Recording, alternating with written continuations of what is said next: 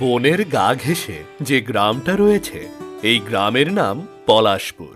পলাশপুর গ্রামে অনেক মানুষ বসবাস করত। তার মধ্যে রহিম নামে এক বৃদ্ধ তার মেয়ে রূপাকে নিয়ে থাকত।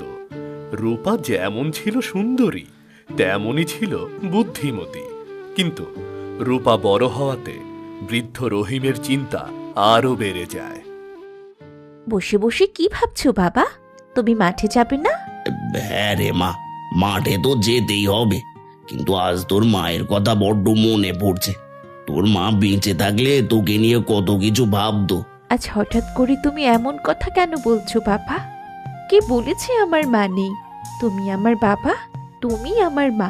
পাগলি মেয়ে একটা, তুই এখন অনেক বড় হয়েছিস রে মা, তোকে নিয়ে আমার অনেক চিন্তা হয়। কিসের চিন্তা বাবা? আমি এখন বড় হয়েছি, এখন আমি তোমার দায়িত্ব নেব। তোমাকে আর চিন্তা করতে হবে না। না রে মা, মেয়েরা কখনো বাবা মার দায়িত্ব নিতে পারে না। তোর বয়স হয়েছে, এখন তোকে তো বিয়ে দিতে হবে। না বাবা, আমি বিয়ে করব না। আমি তোমাকে ছেড়ে কোথাও যাব না। না মা, অমন কথা বলিস না। মেয়েদের বাপের ঘরে বেশি দিন থাকতে নেই, শ্বশুর বাড়িতে যে যেতেই হবে। তাছাড়া গ্রামের লোকেরা মন্দ কথা বলবে। যেটাই বলে বলুক বাবা, আমি তোমাকে ছাড়া থাকতে পারবো না।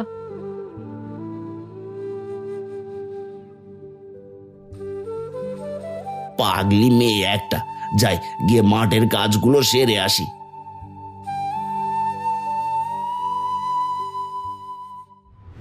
এরপর রহিম মাঠে গিয়ে বিমল ও নগেনের সাথে মাঠের কাজ করতে থাকে।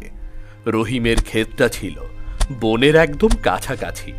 কিছুক্ষণ পর হঠাৎ বন থেকে বাঘের গর্জন ভেসে আসে। কিরে নগেন, বনের ভেতর থেকে কিসের আওয়াজ ভেসে আসলো? কে জানে কিসের আওয়াজ, কাজের তালে কিছুই বুঝতে পারিনি। কাকা, আপনি কিছু শুনতে পেয়েছেন? হ্যাঁ রে বিমল, মনে হলো বাঘের গর্জন। বলছেন কি কাকা? তাহলে কি বাঘ এদিকে আসবে? না রে, আসবে না, তোরা তোদের কাজ কর।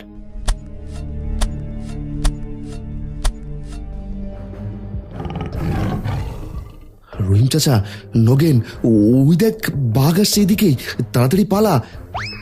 ওরে বাবা!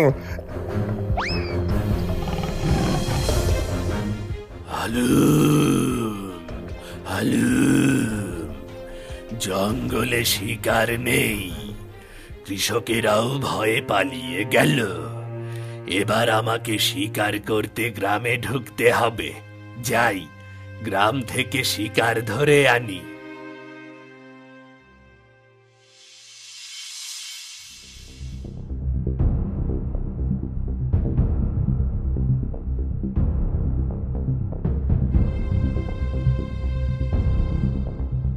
ওরে বাবা, বাঘ!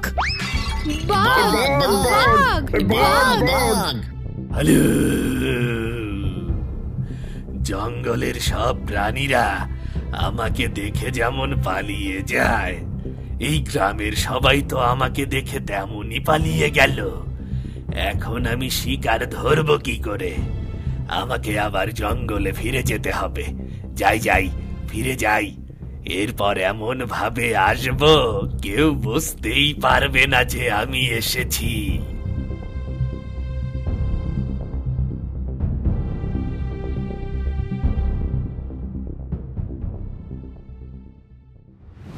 এরপর বেশ কয়েকদিন কেটে যায়। একদিন রূপা জঙ্গলের পাশ দিয়ে হেঁটে যাচ্ছিল। তখন দুষ্টু বাঘটা শিকার ধরার জন্য জঙ্গলের মধ্যে ওত পেতেছিল। কিন্তু যেই দুষ্টু বাঘটা রূপাকে দেখল, অমনি শিকার ধরার কথা ভুলে গেল। হ্যালো! এই মেয়েটা তো অনেক সুন্দরী। এই মেয়েটাকে দেখে আমার অনেক ভালো লেগেছে। এত রূপবতী মেয়ে আমি কখনো দেখিনি। এক দেখাতেই ও আমার মনটা কেড়ে নিয়েছে। আমি ওই সুন্দরী রমণীকে খাবো না, একে বিয়ে করব। খবর নিতে হবে, এ কোথায় থাকে। হ্যালো! ওরে বাবারে, বাঘ! ওরে শেফালি, বাঘ আসছে, পালা জলদি। কই, কোথায় বাঘ? ওই যে বনের দিকে তাকিয়ে দেখ। কই রে রূপা, আমি তো কোথাও বাঘ দেখতে পাচ্ছি না। আমি তো এই মাত্রই বাঘ দেখলাম, আমার দিকেই তো তেড়ে এলো। ওসব তোর মনের ভয়, যা বাড়ি যা। আমি ছাগলগুলোকে পেট ভরে খাইয়ে তারপরে বাড়ি যাব। ঠিক আছে, কিন্তু সাবধানে থাকিস। আমি কিন্তু সত্যি বাঘ দেখেছি। ঠিক আছে, সাবধানে থাকবো, তুই যা।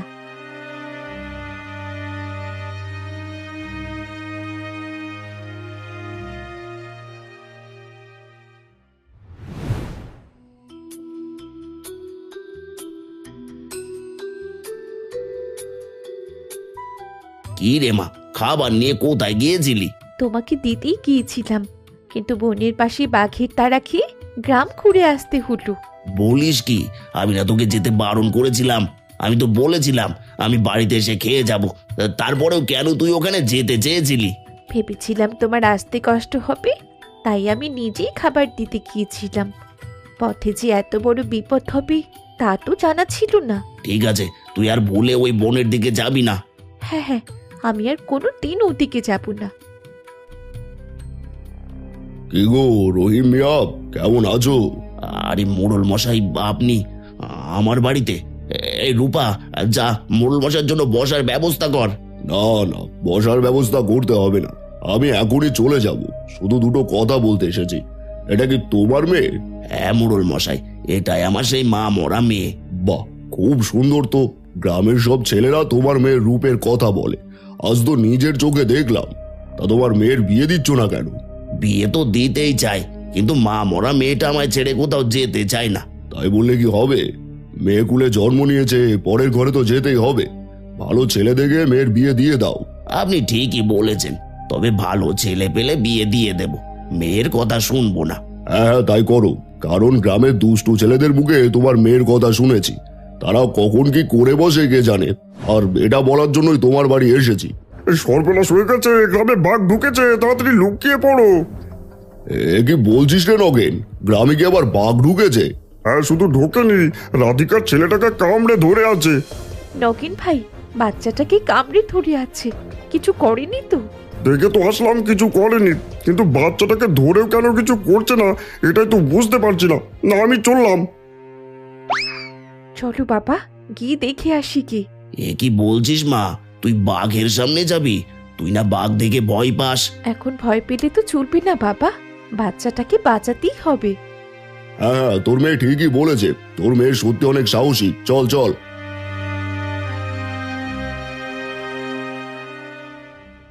রূপার এমন সাহসিকতা দেখে গ্রামের অনেকে রূপার সঙ্গে বাঘের সামনে এসে দাঁড়ায়। বাঘ ভাই, এই নিষ্পাপ বাচ্চাটিকে ছেড়ে দাও। বাচ্চাটি তো তোমার কোনো ক্ষতি করেনি, তুমি বাচ্চাটির কেন প্রাণ নিতে চাইছো? ওকে ছেড়ে দাও, ওকে ছেড়ে দিয়ে তুমি বন থেকে শিকার খুঁজে নাও। হ্যালো, না, আমি একে এমনি এমনি ছেড়ে দেব না। এমনি এমনি ছেড়ে দিবে না? তাহলে তাহলে তুমি কি চাও বলো? আমি একে ছেড়ে দিতে পারি একটি মাত্র শর্তে, কিন্তু সে শর্ত তোমাকেই পূরণ করতে হবে। শর্ত?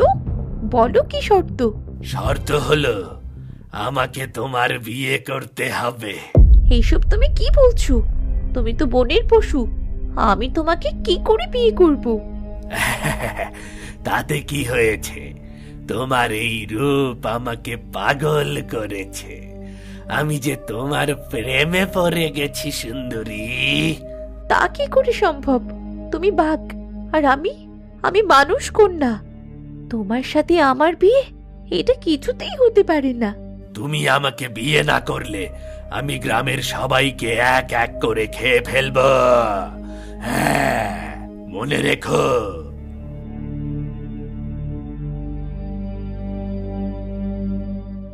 এ কি হলো? আমার ছেলেটাকে যে নিয়ে নিয়ে গেল আমার সোনা মানিক। ওরে শিমুল। এভাবে কয়েকদিন কেটে যায়, কিন্তু প্রতিদিন বাঘ গ্রাম থেকে একটা করে বাচ্চা ধরে নিয়ে যেতে থাকে। এতে গ্রামবাসীরা ভেঙে পড়ে, সবাই ছুটে চলে আসে চাষির কন্যা রূপার কাছে।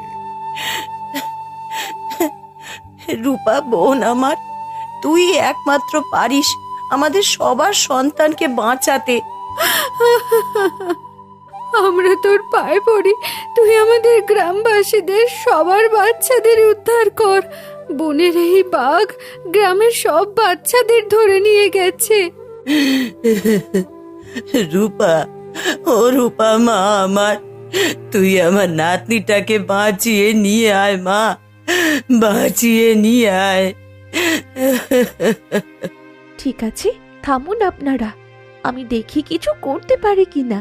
রূপা, তুই কি করতে চাইছিস? হ্যাঁ, খবরদার খবরদার, তুই এই বাঘের সামনে যাবি না।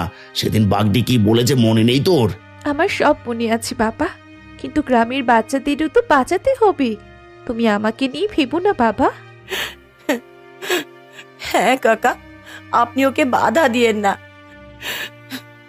ওকে ওকে আমাদের ছেলে মেয়েকে ফিরিয়ে নিয়ে আসতে দিন। ঠিক আছে, যা গিয়ে সব বাচ্চাদের উদ্ধার করে নিয়ে আয়।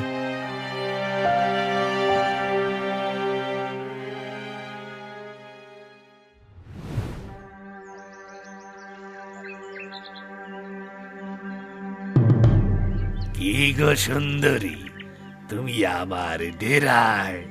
তুমি জানো না, তোমাকে দেখলে আমার বুকের ভেতরে কেমন যেন করে, হৃদয়ে প্রেম জেগে ওঠে গো। ও তাই নাকি? হ্যাঁ গো হ্যাঁ, আমি যে তোমাকে অনেক ভালোবাসি। আমি তোমাকে ছাড়া বাঁচব না গো। আমি তোমার জন্য সব করতে পারি। আমার বিশ্বাস হয় না। তুমি যদি আমাকে ভালোবাসতে, তবে আমার গ্রামের বাচ্চাগুলোকে ধরে নিয়ে আসতে না। আমি সত্যি তোমাকে ভালোবাসি। তুমি আমার ভালোবাসার ডাকে সাড়া দিলে তোমার সব কথা শুনবো। আমি যদি তোমাকে ভালোবাসি, তাহলে কি তুমি গ্রামের সব বাচ্চাদের ছেড়ে দিবে? হ্যাঁ গো হ্যাঁ, তুমি যদি আমাকে ভালোবাসো তাহলে আমি সবাইকে ছেড়ে দেব। আর তুমি যদি আমাকে কখনো ধোঁকা দাও, তাহলে আমি আবার সবাইকে এক এক করে খেয়ে ফেলবো। বেশ তো, তুমি যদি সবাইকে এখন ছেড়ে দাও, তাহলে আমি তোমাকে ভালোবাসবো। আর তুমি যদি আমার মন জয় করতে পারো, তাহলে আমি তোমাকে বিয়েও করব। হ্যাঁ হ্যাঁ হ্যাঁ, তাহলে নিয়ে যাও নিয়ে যাও, গুহার মধ্যে থেকে সব বাচ্চা নিয়ে যাও। কিন্তু প্রতিদিন আমার সঙ্গে দেখা করতে তোমাকে কিন্তু জঙ্গলে আসতে হবে। ঠিক আছে, আমি প্রতিদিন তোমার সঙ্গে দেখা করতে জঙ্গলে আসব।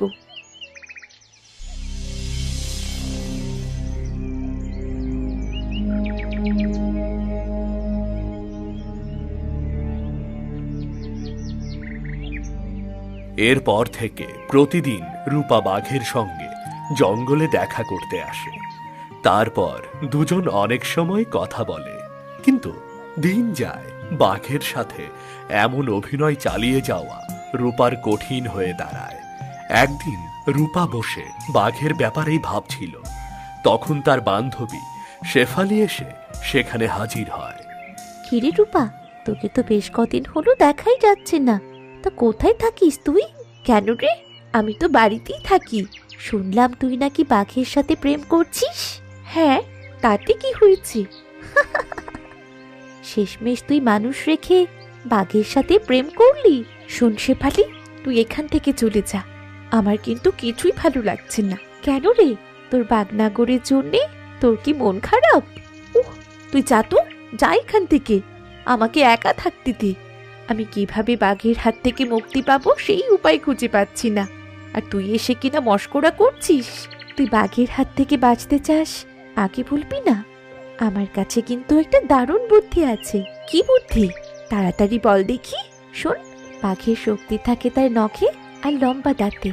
তুই যদি কোনোভাবে বাঘের নখ আর দাঁত তুলে ফেলতে পারিস, তাহলে বাঘ ছাগলের চেয়েও দুর্বল হয়ে যাবে। তখন বাঘকে উচিত শিক্ষা দিতে পারবি। তোর বুদ্ধিটাও তো ভালো, কিন্তু বাঘের নখ আর দাঁত তো তোরা সহজ কথা নয়। তোর কাছে অনেক সহজ, কারণ বাঘ তো তোর প্রতি অনেক দুর্বল। তুই ঠিকই বলেছিস। তাহলে আর দেরি না করে চললাম আমি। কিরে, এখনই চলে যাবি? হ্যাঁ, ওই বাঘের হাত থেকে মুক্তি না পেলে আমি শান্তিতে থাকতে পারবো না। চললাম আমি।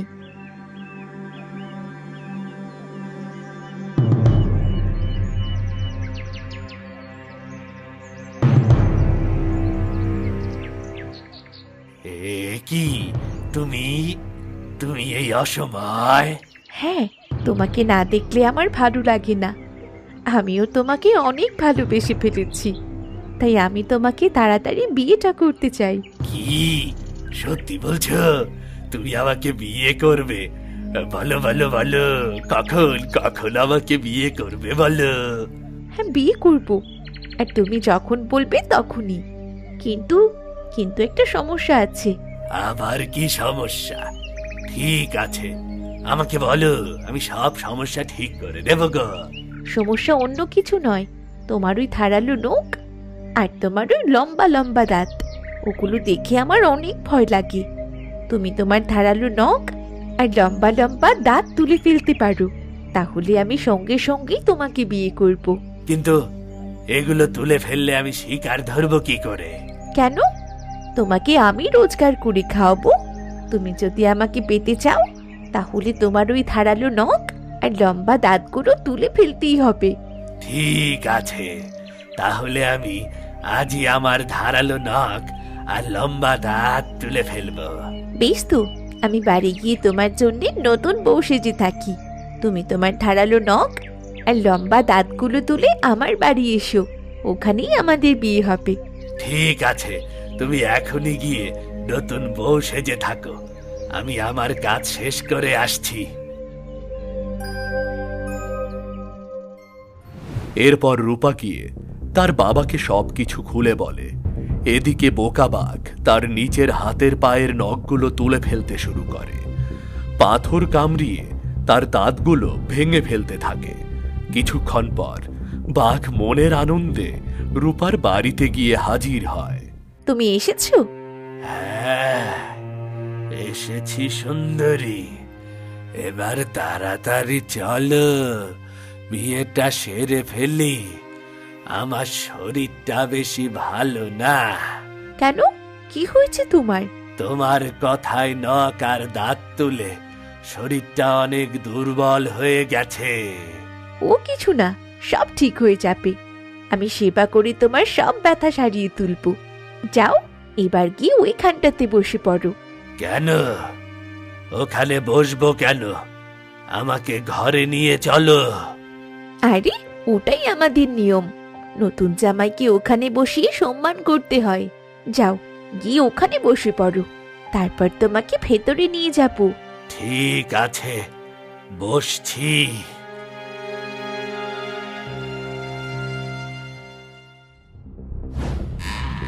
এ কি, তুমি আমাকে খাঁচায় বন্দি করলে কেন?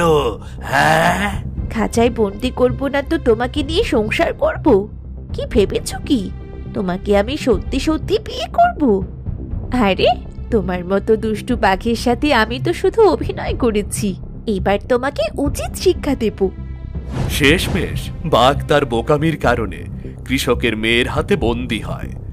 এরপর গ্রামের সবাই মিলে দুষ্ট বাঘটাকে মেরে ফেলে, যার ফলে গ্রামের সবাই আবার সুখে শান্তিতে বসবাস করতে থাকে।